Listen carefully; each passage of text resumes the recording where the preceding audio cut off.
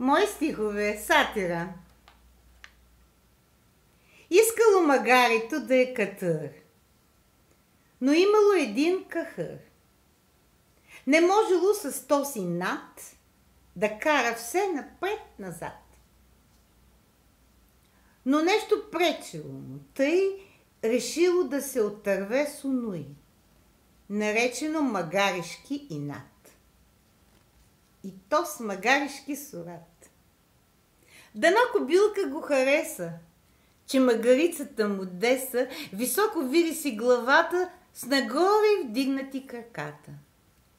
Не искало магаришки товар, не искало да слагат му самар, не искало магаришки рев, а искало птичи напев.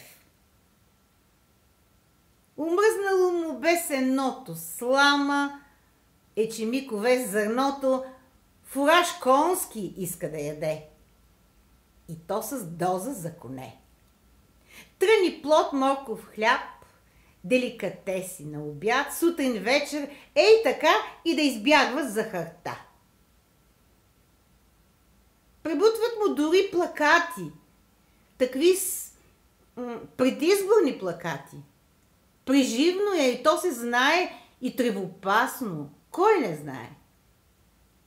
Не иска клонки от дървета, не иска жълтите павета, каляска златна му се иска, да теглия му се прииска.